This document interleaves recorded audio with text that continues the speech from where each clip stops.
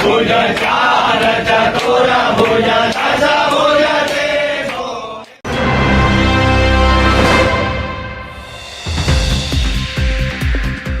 मध्य प्रदेश के नए सीएम के तौर पर पदभार ग्रहण करने के बाद सीएम मोहन यादव पूरी तरह से एक्टिव हो गए हैं। शपथ ग्रहण के बाद सीएम मोहन यादव उज्जैन पहुंचे, जहां उन्होंने बाबा महाकाल का आशीर्वाद लिया और फिर भोपाल लौटकर सीधे मंत्रालय पहुंचकर सीएम के तौर पर पदभार ग्रहण किया।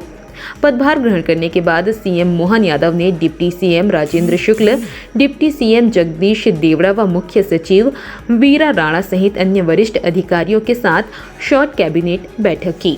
मोहन यादव की अध्यक्षता में हुई शॉर्ट कैबिनेट की बैठक में सीएम मोहन यादव ने कई अहम फैसले लिए। बैठक के बाद खुद सीएम मोहन यादव ने मीडिया से बात करते हुए इन फैसलों के बारे में जानकारी दी। शॉर्ट कैबिनेट में जो अहम फैसले लिए गए हैं वो इस प्रकार हैं।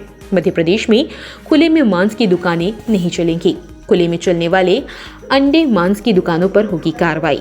प्रदेश के हर जिले में युवाओं के लिए बनेंगे एक्सीलेंस कॉलेज। प्रधानमंत्री एक्सीलेंस कॉलेज होगा नाम। धार्मिक स्थलों, मंदिर, मस्जिद में तय सीमा से ज्यादा आवाज में नहीं बजाए जा सकेंगे लाउड स्पीकर। जमीन और मकान की रजिस्ट्री के बाद लोगों को नहीं होना पड़ेगा परेशान। रजिस्ट्री के साथ ही पूरी की जाएगी नामांतरण की प्रक्रिया। तेंदुपत्ता प्रति मानक बोरा 4,000 रुपए के आदेश जारी किए गए हैं। आदतन अपराधियों द्वारा अपराध करने से पूर्व सक्षम न्यायालय से प्राप्त जमानत को निरस्त करने हेतु दंड प्रक्रिया संहिता की धारा 437, 438 के प्रावधानों अनुसार सक्षम न्यायालय में आवेदन प्रस्तुत करने के दिशा निर्देश जारी किए गए हैं। यह प्रदेश में अपराध नियंत्रण की दिशा में महत्वपूर्ण कदम होगा। ये वो बड़े सबके लिए हित में भी रहेंगे। कुछ उल्लास के और अच्छे भी निर्णय हुए हैं। जैसे फूड सेफ्टी नियम लागू होने के बाद खुले में मांस या अंडे की दुकान चलाना, ये भारत सरकार ने भी इसमें दिशा निर्देश जारी किए हुए हैं। इस चीज को कड़ाई से लागू करने के लिए हमने कैबिनेट में इसके संबंध में तैयारी करने के लिए कहा है।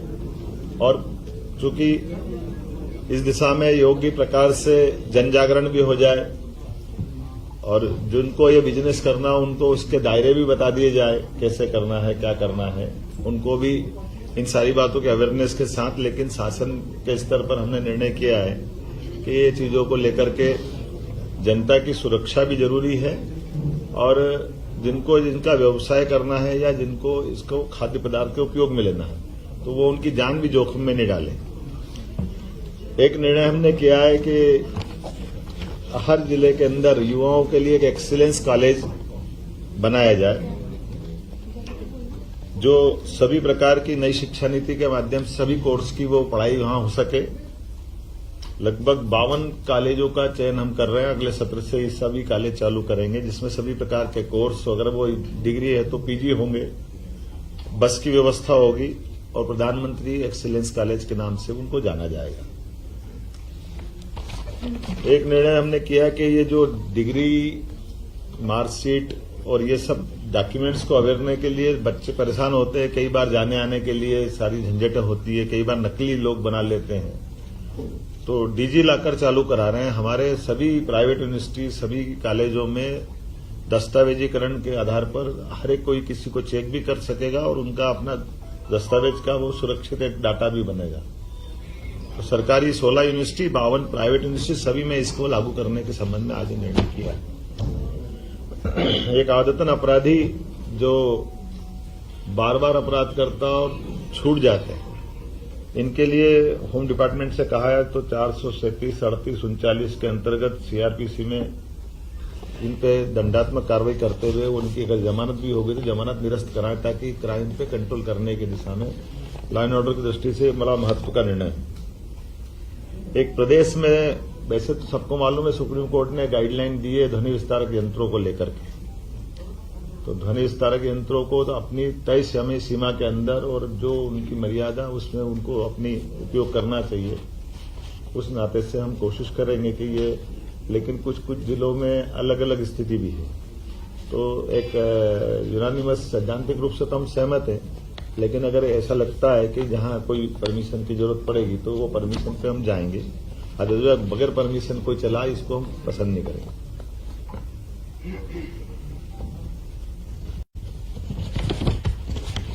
साइबर तहसील तेंदुपत्ता संग्रहण के लिए 3,000 की प्रति बोरा की जो हमारी सीमा थी, अब उसको 4,000 रुपये प्रति बोरा करने के आदेश इसको जारी करने के लिए बता दिया गया। एक साइबर तहसील का दायरा भी 1 जनवरी 2024 से कोई भी अपना दस्तावेज का पंजीकरण कराता अर्थात रजिस्ट्री कराता तो अलग से नामांतरण कराने के लिए जाए वो परेशान हो, इसके बजाय जैसे रजिस्ट्रार ऑफिस में रजिस्ट्री कराएंगे उसी समय उसकी सारी प्रोसेस नामांतरण की भी हो जाए। तो ये एक सरलीकरण है जिसके माध्यम से एक ऑलरेडी दस्तावेज बन रहा है, तो बार बार अब विभागों में नहीं जाना चाहिए, ऐसी अपेक्षा है।